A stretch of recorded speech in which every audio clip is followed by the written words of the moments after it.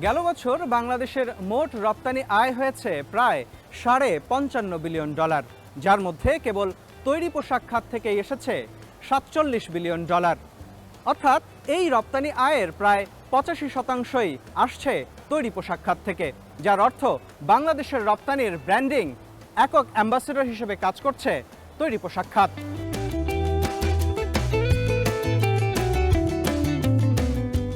মানসম্মত পণ্য তৈরির পাশাপাশি শ্রমিক ও কারখানায় পরিবেশের মান ধরে রাখায় বদ্ধপরিকর বাংলাদেশ। আর তাই তো বিশ্বের সবচেয়ে বেশি সবুজ কারখানা এখন বাংলাদেশে।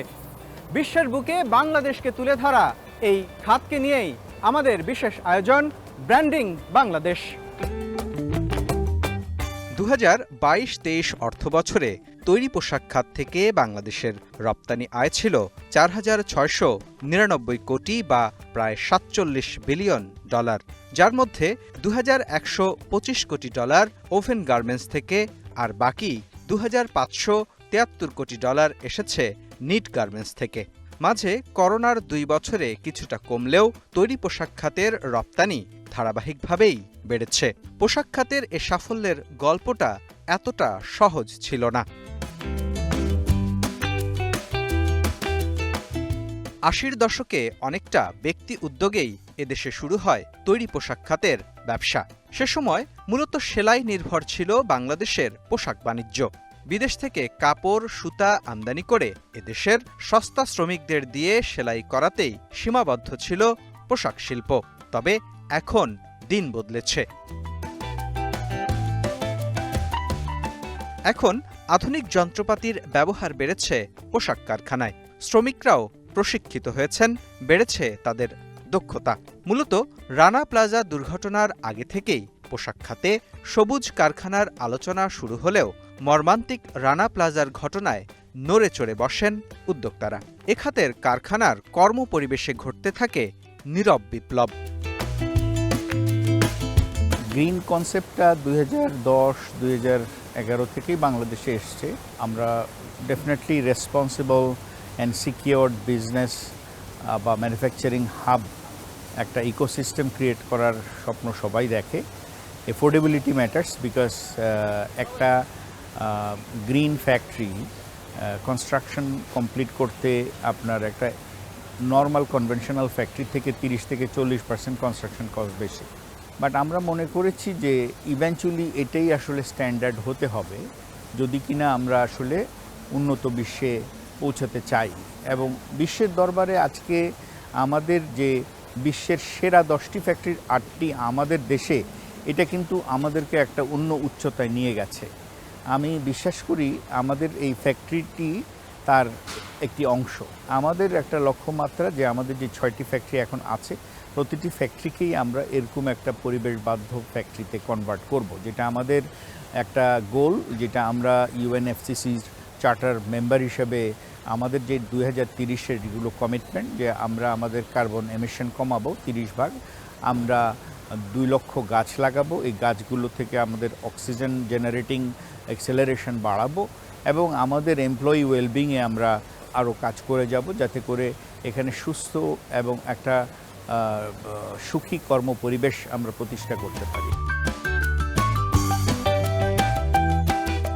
যখন মিড-80s পোশাক শিল্প বাংলাদেশে শুরু হয় এবং রানা প্লাজা পর্যন্ত সময়টা একটা শেখার সময় ছিল। ব্যবসায়ী হিসেবে বিজনেসটাকে ফিজিবল করার জন্য আমাদের ফার্স্ট জেনারেশন রেজিলিয়েন্টলি টেকনোলজিটা বোঝার চেষ্টা করেছে, ক্যাপাসিটি বিল্ড করেছে। রানা প্লাজা একটা অ্যাক্সিডেন্ট, যেটা এইটা পরবর্তী কি অধ্যায় সেটাকে এইভাবে দেখার সুযোগ আমি মনে করি নাই। কারণ গ্রিন রেভলিউশনটা রানা প্লাজার আগেই শুরু হয়েছে। 2010-এ, 2011-তে, 2012-তে 3টা ফ্যাক্টরি অলরেডি হয়েছিল। রানা প্লাজা আসার পরে যখন এই দুর্ঘটনার কারণে সমস্ত কাস্টমার, সরকার এবং মালিকরা এক হয়ে একটা অ্যাকর্ড অ্যালায়েন্স ইনিশিয়েটিভ হলো, বা ইন্ডাস্ট্রি, ডাইফি, ডল সবাই মিলে একটা ইনিশিয়েটিভ, প্রেশার্ড ইনিশিয়েটিভ বলি বা সেলফ মোটিভেটেড ইনিশিয়েটিভ বলি, তাতে করে এই অ্যাক্সেলারেটেড ইয়েতে সেফ ওয়ার্কিং এনভায়রনমেন্টটা বেড়েছে। অ্যাকর্ড 2 বছর পর বা 3 বছর পর অ্যাকর্ড অডিট করে দেখেছে যে তাদের আন্ডারস্ট্যান্ডিংয়ে রিজিলিয়েন্টলি ফ্যাক্টরিগুলো কাজ করে প্রায় 3 বছরের মাথায় 87% ফ্যাক্টরিকে নিরাপদ কর্মপরিবেশ ঘোষণা করেছে। তো এটা আমাদের জন্য একটা ব্লেজ ইন ডিসগাইজ ছিল।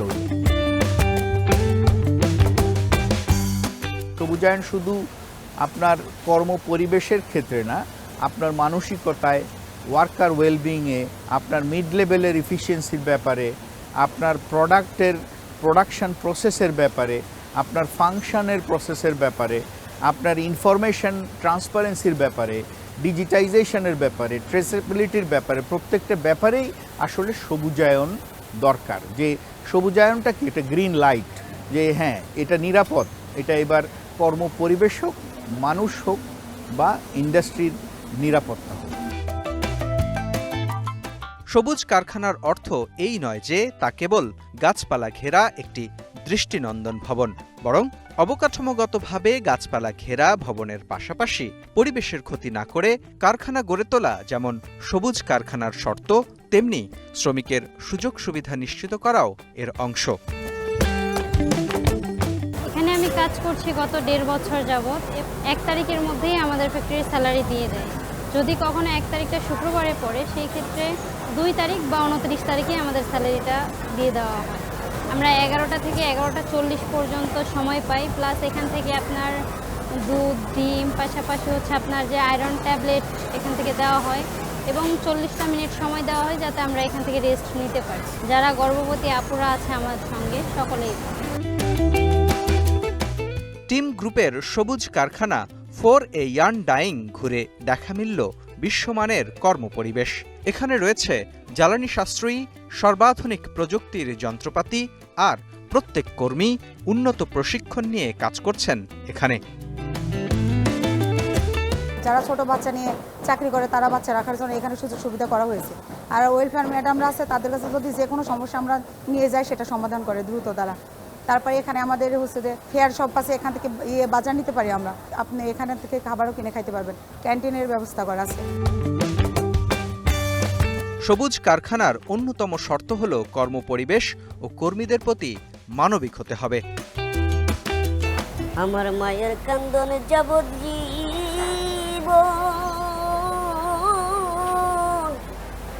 2-4 মাস বইনের কান্দনে রে, ওরে ঘরের পরিবারের কান্দনে কয়েকদিন পরে থাকে না। দুঃখের দরদি আমার জনম দুঃখী মা, গর্ভধারণী মা, জনম দুঃখিনী মা। আমি তো গান বাজনা করতাম আগে, তো এখন গান বাজনা নেই, করোনার মধ্যে গান বাজনা করতে পারতেছি না। তো স্যার আমাকে যদি একটা চাকরি দিতেন খুব ভালো হতো। তো তারপরে এভাবে আসলাম, আসার পরে জিএম স্যারের সাথে কথা বললাম, দেখাইলো জিএম স্যারকে। আমাকে দেখানোর পরে স্যারকে একটা আমি গানও শোনালাম, গান শোনানোর পরে আর এখানে আসা। মানবিক এ কারখানায় কাজ করছেন শারীরিকভাবে প্রতিবন্ধকতার শিকার এমন অনেক মানুষ। জীবনের কঠিন সময়ে সবুজ এ কারখানায় কাজের সুযোগ নতুন করে বাঁচার সাহস জুগিয়েছে তাদের। বেশি কাজ পারি না, আমার অত চাপও দেয় না বছরা। আমার পেটে পরিয়ে আমার হাতের সমস্যা হয়েছে, বাদে কাজ আমি পাইলাম, স্যারেরা দিল, আমরা প্রতিবন্ধী একটা এও পাইলাম, ঘর পাইলাম, ঘর পাই একবারে ভালো হয়েছে। শুধু শারীরিকভাবে প্রতিবন্ধকতার শিকার এমন ব্যক্তিরাই নন। ফর এ ইয়াং ডাইং সবুজ কারখানা মাতৃবান্ধব কর্মপরিবেশও নিশ্চিত করেছে। কর্মীরা শোনালেন তাদের সন্তুষ্টির কথা। এখানকার পরিবেশ বেশি একটা সুবিধা ছিল না, মানে ছুটির কোনো ছিল না।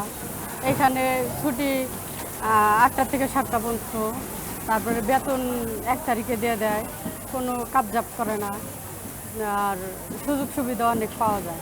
কাজের ফাঁকে আমি আমার বাচ্চাকে দেখতে পারি, তাছাড়া লাঞ্চে যাই আমার বাচ্চার সেবা করতে পারি, ঠিকমতো খাবার খাওয়াইতে পারি, সুযোগ সুবিধা আছে।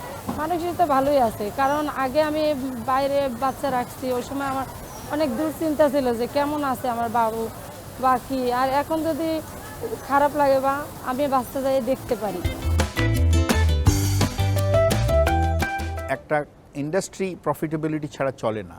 সো প্রফিটেবিলিটি ফোকাস এবং people focus, process optimised, digitised এবং একটা কর্পোরেট প্ল্যাটফর্ম একটা ইন্ডাস্ট্রিকে একটা ক্যাপাসিটি এনহ্যান্স করে।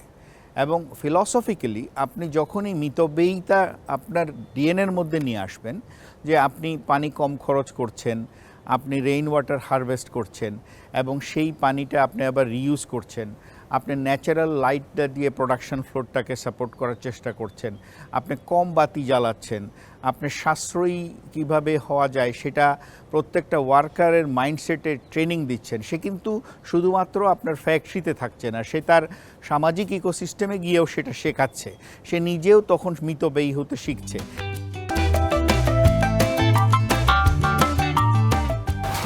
বন্ধে মায়া লাগাইছে, পিরিতি শিখাইছে, দিওয়ানা বানাইছে, কি জাদু করিয়া বন্ধে মায়া লাগাইছে। এ কারখানার কর্মপরিবেশ ও কর্মীদের সুযোগ সুবিধা সহ সব ক্ষেত্রেই নিশ্চিত করা হয় আন্তর্জাতিক মানদণ্ড। কর্মী নিয়োগের ক্ষেত্রে আমাদের এখানে কোনো ধরনের বৈষম্য করা হয় না। আর যারা আমাদের ফিজিক্যালি চ্যালেঞ্জ ভাই বোনেরা আছে, আমরা মনে করি ওদের মধ্যে স্পেশালিটি কিছু আছে। আমাদের এই ফ্যাক্টরিতে এখন অবধি প্রায় 55 জন হচ্ছে ফিজিক্যালি চ্যালেঞ্জ লোক আছে, যাকে আমরা আমাদের মালিক একটা কর্মসংস্থানের ব্যবস্থা করে দিয়েছে। ইভেন এখনও যদি কারো এই ধরনের আমরা বলে দিই যে কারো যদি মানে রিলেটিভ বা প্রতিবেশী কেউ থাকে, অন্তত যেন তারা আমাদের সিভিটা দেয়, তাহলে আমরা তাকে তার ফেভারে যে কাজটা আসে আমরা তাকে ওই কাজ দিয়ে এখানে রাখবো, কারণ তারও একটা কর্মসংস্থান হলো আর আমাদেরও তো দিন শেষে দেখা যাচ্ছে তার থেকে আমরা একটা প্রোডাক্টিভিটি পাই, এমন না যে তার থেকে কিছু পাই না।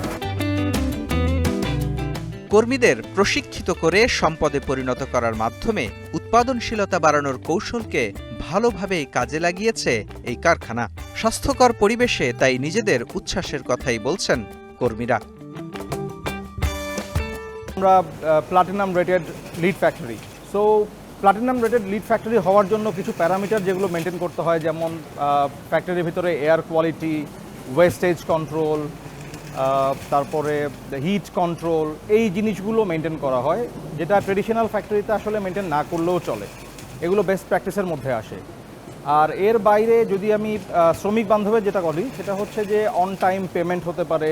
এর বাইরেও হেলথ কেয়ারের ক্ষেত্রে যেটা হয়, শ্রমিকদের আসলে অসুস্থ যারা খানিকটা হয়, স্পেশালি গ্রিন ফ্যাক্টরিতে এমনভাবে এনভায়রনমেন্টটা মেনটেন করা হয় যে শ্রমিকরা খুব একটা অসুস্থই হয় না। তারপরেও সিজনাল ফ্লু এবং অন্যান্য ছোটোখাটো যে অসুখগুলো হয়ে থাকে সেগুলোর জন্য নিজস্ব একটা হেলথ কেয়ার থাকে, বাচ্চাদের রাখার জন্য চাইল্ড কেয়ার থাকে, মারা নিশ্চিন্তে থাকতে পারে। ট্র্যাডিশনাল ফ্যাক্টরি এবং গ্রিন ফ্যাক্টরির শ্রমিকদের বিহেভিয়ারাল যে পরিবর্তনগুলো দেখা যায়, সেটা হচ্ছে যে গ্রিন ফ্যাক্টরির শ্রমিকরা মোর নলেজেবল হয়, মোর ট্রেন্ড হয়, যেটা আমরাই তাদেরকে করে নেই। ম্যান পাওয়ারকে রিসোর্স তৈরি করা যেটাকে বলি আমরা। গ্রিন ফ্যাক্টরিতে যেটা সুবিধা হয়, ওপেন স্পেস থাকা এবং কর্মের যে সুন্দর পরিবেশটা মেনটেন করা হয়, বিহেভিয়ারাল এবং এনভায়রনমেন্টাল, সেক্ষেত্রে শ্রমিকদের পিস অফ মাইন্ডটা খুব ভালো থাকে। আর অন্য ট্রেডিশনাল ফ্যাক্টরিতে আমরা অনেক ক্ষেত্রেই দেখে থাকি যে শ্রমিকও খানিকটা যন্ত্রের মতো ব্যবহার হয়, পরিবেশটা সুন্দর থাকে না। কিন্তু গ্রিন ফ্যাক্টরিতে ওপেন স্পেস থাকার জন্য, ট্রেনিংয়ের জন্য এবং কর্মের একটা সঠিক এসওপি থাকার জন্য শ্রমিকরা অনেক উৎফুল্ল ফিল করে, কাজের কোয়ালিটি ভালো হয়।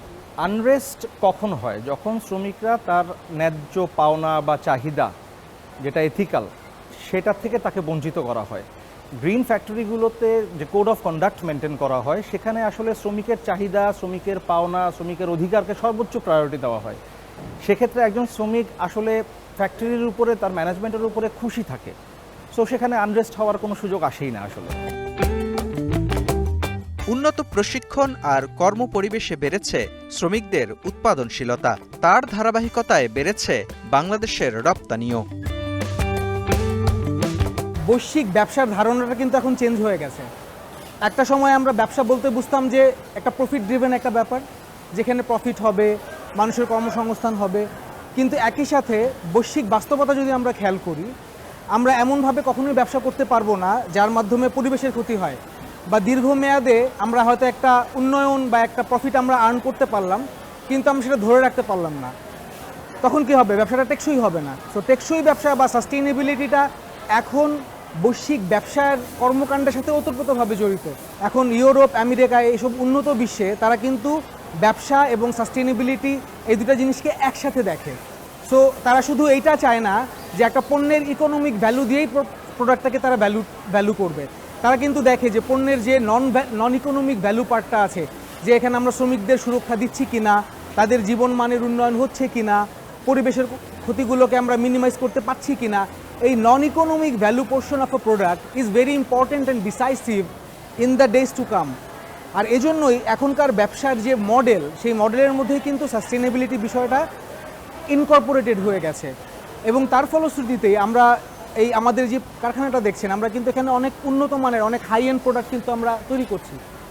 এবং এই হাই এন্ড প্রোডাক্ট যখন তৈরি করছি এবং আমরা যখন নাইকি, পুমার মতো বড় বড় ব্র্যান্ডের কাছে যখন আমরা প্রোডাক্ট সেল করছি, তারা কিন্তু শুধুমাত্র পণ্যের গুণগত এবং কোয়ালিটি দিয়েই কিন্তু প্রাইস দেয় না, এটার সাথে এর সামাজিক মানদণ্ড, পরিবেশগত মানদণ্ড, সেফটি এবং লং টার্মে আমরা যদি বলি যে জলবায়ু পরিবর্তন, সার্কুলার ইকোনমি, এই বিষয়গুলোও কিন্তু চলে আসছে ব্যবসার মধ্যে। রানা প্লাজা পরবর্তী পোশাক খাতের রপ্তানির তথ্যই বলে দেয় এ খাতে সবুজ কারখানাগুলোর অবদান কি। পোশাক খাতের সংকট কাটিয়ে বাংলাদেশ এগিয়েছে অনেক দূর, তবে উদ্যোক্তারা মনে করেন এখনও যেতে হবে বহুদূর। আমরা এখন $47 বিলিয়ন এক্সপোর্ট করি। এটা আমরা 3টা এরিয়াতে কাজ করার সুযোগ আছে। একটা হচ্ছে প্রোডাক্ট ডাইভার্সিফিকেশন, যে আমরা এখনও সেমি বেসিক এবিট অফ ফ্যাশন করি, বাট এটাকে আরও ভ্যালুয়েডেড, আরও হায়ার এসএমবি গার্মেন্টস করা এবং টেকনিক্যাল টেক্সটাইল করা, বিভিন্ন পার্সপেক্টিভে যে ক্লোদিং কম্পোনেন্টের আরও অটোমেশনের যে সমস্ত সাবমার্জ এরিয়াগুলো, যে আজকে মেডিকেটেড টেক্সটাইল আছে বা টেকনিক্যাল টেক্সটাইল আছে, এই এরিয়াগুলোর প্রত্যেকটা নিশ বক্সগুলোতে যে স্পোর্টসের যে অ্যাথলেশিয়ার রেঞ্জ আছে, হ্যাঁ, এই প্রোডাক্ট ডাইভার্সিফিকেশনে আপনি অ্যাটলিস্ট $20 থেকে $30 বিলিয়ন এডিশনাল ব্যবসা করার সুযোগ আছে বাংলাদেশের। এছাড়াও যেমন আমরা মার্কেট ডাইভার্সিফিকেশনের কথা বলছি, আপনারা দেখেছেন যে গত বেশ 7-8 বছরের ইনিশিয়েটিভে আমরা প্রায় $9 থেকে $9.5 বিলিয়ন নতুন মার্কেট সৃষ্টি করেছি। এছাড়াও আমরা ফাইবার ডাইভার্সিফিকেশনের কথা বলছি, যেমন আপনি এখন খুব একটা উচ্চারিত শব্দ শুনবেন, ম্যানমেড ফাইবার, যে কৃত্রিম তন্তু। আমরা যেটা বলছি যে ফাইবার ডাইভার্সিফিকেশনে আমাদের এখন যে কটন বা কটন রিচ প্রোডাক্টের একটা অ্যাসর্টেড বাস্কেটে আমরা কাজ করি, এটা থেকে আমরা বেরিয়ে আসতে পারি। এবং এইটার অপরচুনিটিটা কিন্তু অলমোস্ট লাইক $150 বিলিয়ন।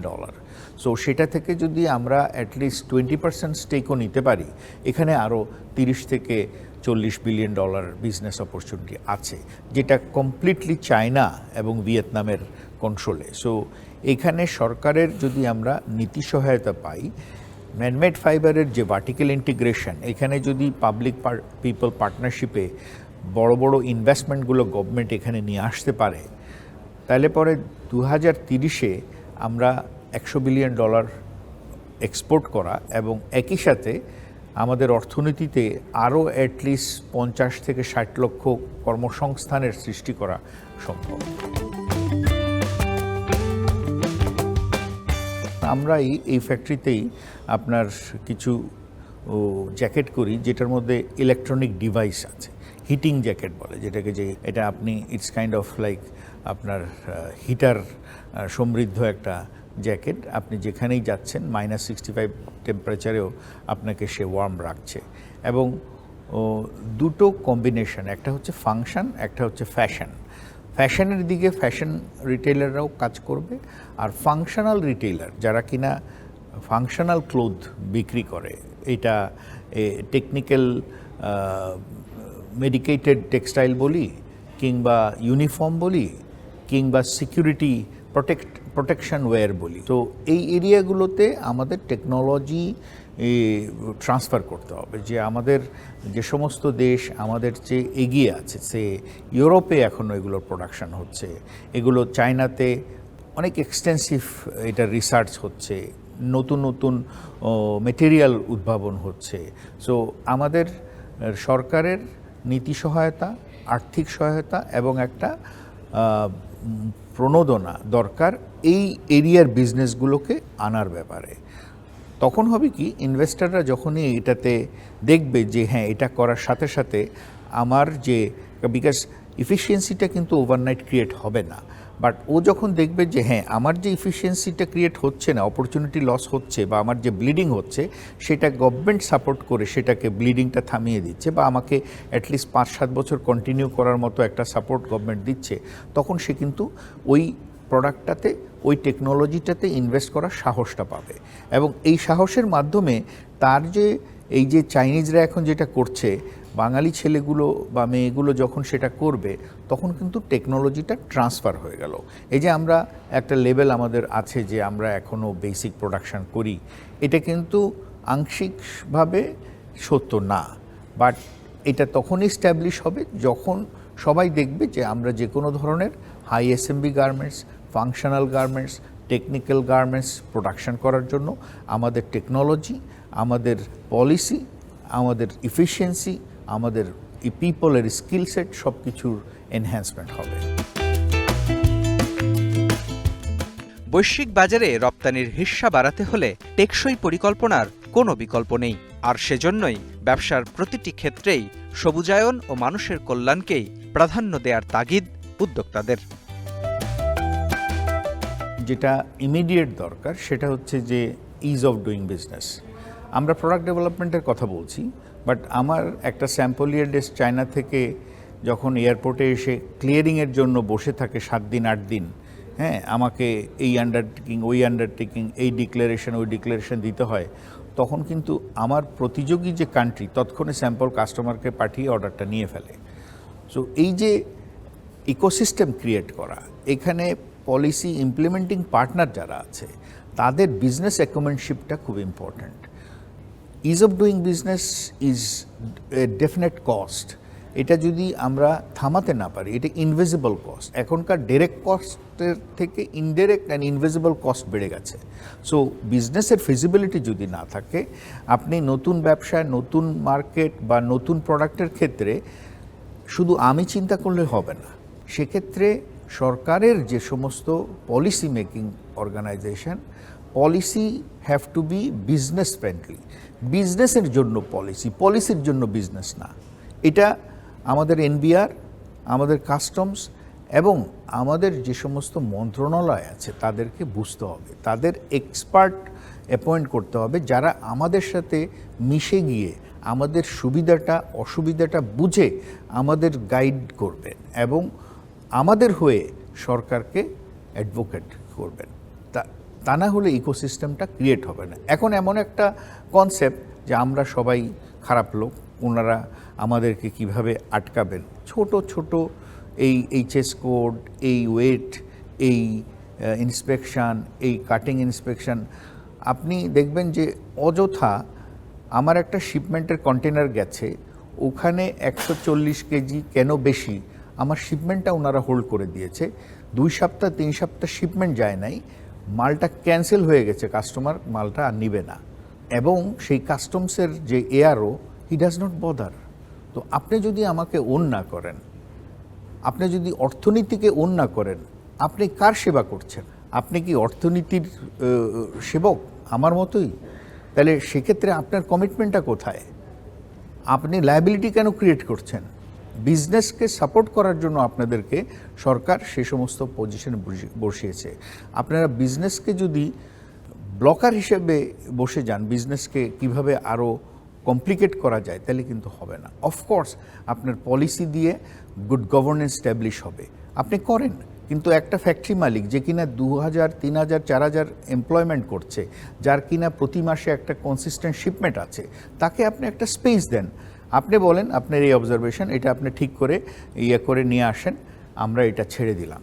আপনি শিপমেন্টটা এক্সিকিউট করেন। আপনি ইম্পোর্ট কার্গো ধরে রাখছেন, এইচএস কোডের ওই 1% মিলে নাই, আপনি কার্গোটা হোল্ড করে রাখছেন, ও বেচারার প্রোডাকশন স্পেসটা খালি যাচ্ছে এবং পরে সে এয়ারে পাঠাচ্ছে, ডিসকাউন্ট খাচ্ছে, মালটা ক্যান্সেল হচ্ছে। Who is responsible? যে আমার ইন্ডাস্ট্রিকে বাড়াতে হবে। কি কি করলে একটা আদর্শ শিল্প মালিক তার ব্যবসাকে বাড়াতে পারে, ব্যবসা বান্ধব নীতিগুলোকে প্রোগ্রেসিভলি মনিটর করা, এবং সেটা যদি সাকসেসফুল হয় সেটাকে আরও কিভাবে এক্সটেন্ড করা যায় অ্যাজাইল মেথডে, তারা প্রত্যেকটা সময় এইটার ইমপ্রুভমেন্টের স্কোপ খুঁজে বের করে। ওনারা যদি মনে করেন যে ওনাদের একটা এজেন্ডা হচ্ছে এত টাকার ট্যাক্স আদায় করতেই হবে, করেন, নো প্রবলেম, বাট আপনি একটা প্ল্যানিংয়ে আসেন, আপনার একটা রোড ম্যাপ করেন, আপনার ট্যাক্স নেটওয়ার্ক বাড়ান। আপনি একটা গোষ্ঠীকে আর কত প্রেশার দেবেন?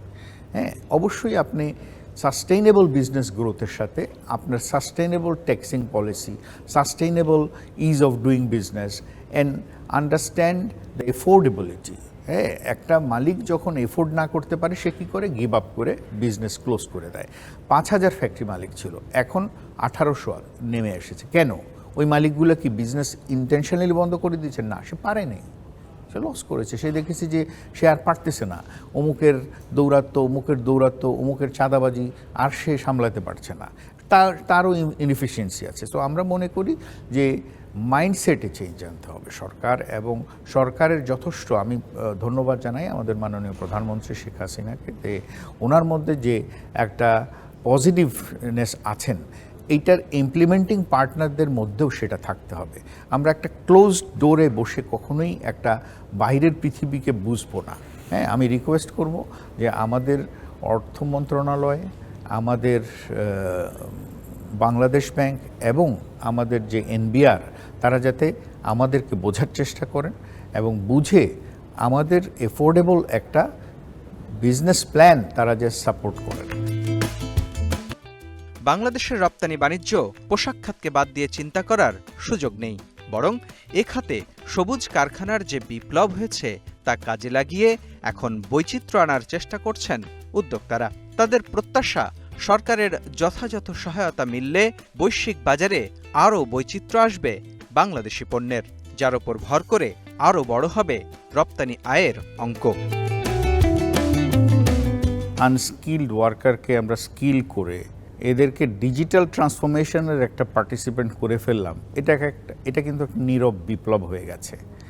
এবং আপনি যদি আজকে ইভেন আমাদের ফ্যাশন ডিজাইন টেকনোলজির ইউনিভার্সিটিগুলোর সাথে ওদের কারিকুলাম রিভিউ করেন, এখানে কিন্তু সাস্টেইনেবিলিটি, এখানে কিন্তু ইন্ডাস্ট্রিয়াল ইঞ্জিনিয়ারিং, এখানে 3D স্যাম্পলিং, এখানে টেকনোলজির এমন কোনো অধ্যায় নাই যেটা কিনা পড়ানো হচ্ছে না। এটা কিন্তু একটা রেভলিউশন। সো আমি বিশ্বাস করি যে এই ইন্ডাস্ট্রিটা যখন $100 বিলিয়ন ক্যাপাসিটি হোল্ড করবে, তখন অনেক বেশি ইন্টেলেকচুয়াল জব ক্রিয়েট করবে, এখানে অনেক টেক ফ্রেন্ডলি জব ক্রিয়েট করবে। সো আগের শিল্পটাও বেসিক ছিল, শিল্পীটাও বেসিক ছিল, এখন শিল্পটাও অ্যাডভান্স লেভেলে যাবে। এখানকার required technology, technician and executive level, efficiency level, management level, এটা আরও আমাদের ক্যাপাসিটি, ক্যাপাবিলিটি দুটোই বাড়তে থাকবে। এবং এটা শুধুমাত্র কিন্তু ইন্ডাস্ট্রির সাথে লিমিটেড থাকবে না, এটার সাথে রিলেটেড ফাইন্যান্সিয়াল ইন্ডাস্ট্রি, এটার সাথে রিলেটেড কমিউনিকেশান, ট্রান্সপোর্টেশন অ্যান্ড কনজিউমারের যতগুলো প্রোডাক্ট আছে, প্রত্যেকটা ইন্ডাস্ট্রি কিন্তু এটা রিফ্লেকশন পাবে। সো ডিরেক্টলি আমরা যদি বলি যে $100 বিলিয়ন এক্সপোর্টে আমরা প্রায় আরও 40 থেকে 50 লক্ষ এমপ্লয়মেন্ট ক্রিয়েট করব, ইনডাইরেক্টলি কিন্তু আরও 40 থেকে 50 লক্ষ করব। এবং ওই 1 কোটি এমপ্লয়মেন্টকে সাপোর্ট দেওয়ার জন্য ইকোসিস্টেমে আরও 1 কোটি জব ক্রিয়েট হবে এবং ইন্টেলেকচুয়াল জব ক্রিয়েট হবে। সো এগুলো সবই সম্ভাবনার কথা। এবং আপনার যখন অর্থনীতিতে $100 বিলিয়ন এক্সপোর্ট সার্কুলেট করবে, একেবারেই রুট লেভেলে আমরা কাদের সাথে ডিল করি, যে সমস্ত শ্রমিক অন্য কোনো শিক্ষিত সার্টিফিকেট হোল্ডার না, এদেরকে আমরা আমাদের দরজায় এনে হেল্পার হিসাবে, অপারেটর হিসাবে, সুপারভাইজার হিসাবে, পরবর্তীতে তারা ম্যানেজার হিসাবে আস্তে আস্তে স্কিল সেটের ইকোনমির একটা লিডারশিপে চলে আসে। সো এটা কিন্তু একটা রেভলিউশন। ইউরোপ আমেরিকার বাজার নির্ভরতা কমাতে শুরু করেছে বাংলাদেশ। এখন বাংলাদেশের পণ্য যাচ্ছে বিকল্প বাজারে। উদ্যোক্তাদের প্রত্যাশা, সুপরিকল্পিতভাবে এগিয়ে যেতে পারলে এ খাতের আয় আরও বাড়ানো সম্ভব। অকুপেশন হেলথ অ্যান্ড সেফটিতে আমাদের কান্ট্রি ইন্ডেক্সে যে চেঞ্জ এসেছে, লিড ফ্যাক্টরিগুলো এটার একটা অধ্যায়। এবং এই যে লিড, এটা কিন্তু কানেক্টিং উইথ এলডিসি গ্র্যাজুয়েশনে ইউরোপিয়ান ইউনিয়নের যে লেবার ইন্ডেক্সের যে প্যারামিটারগুলো অ্যাচিভ করা, এটার সাথে কানেক্টেড। সো আজকে আমরা বলছি যে একটা ফায়ার সেফ এবং একটা সুস্থ, সুন্দর এবং নিরাপদ কর্ম পরিবেশ আমরা স্ট্যাবলিশ করতে পেরেছি। এখন আমাদের জার্নিটা আসছে আমাদের ওয়ার্কারের ওয়েলবিংস এবং আমাদের পরিবেশের ওয়েলবিংস নিয়ে। আমরা বলছি ইএসজি। এটা আপনি যখন দেখবেন যে বিশ্বের সবচেয়ে হাই রেটেড লিড ফ্যাক্টরিগুলো 10টার মধ্যে 8টি বাংলাদেশে এবং 217টি অলরেডি সার্টিফাইড ফ্যাক্টরি হয়েছে, আরও 300 পাইপলাইনে আছে। এই যে একটা ধারা, এটা কিন্তু ইন্টারন্যাশনালি এক্সপোজ হচ্ছে। এবং আমি বিশ্বাস করি যে এই যে লিড ফ্যাক্টরিগুলোর যে একটা contribution to change the mindset of the people, এটা শুধুমাত্র আমাদের ইন্ডাস্ট্রিতে থাকবে না, এটা ক্রস ভেন্টিলেটেড হয়ে অন্য ইন্ডাস্ট্রিগুলোকেও রিফ্লেক্ট করবে। এবং তাতে করে কান্ট্রির ইন্ডেক্সে আমাদের ওয়ার্কার ওয়েলবিং, আমাদের পরিবেশের প্রতি আমাদের ওনারশিপ, রেসপন্সিবল হওয়া, এটা আমাদেরকে শেখাচ্ছে।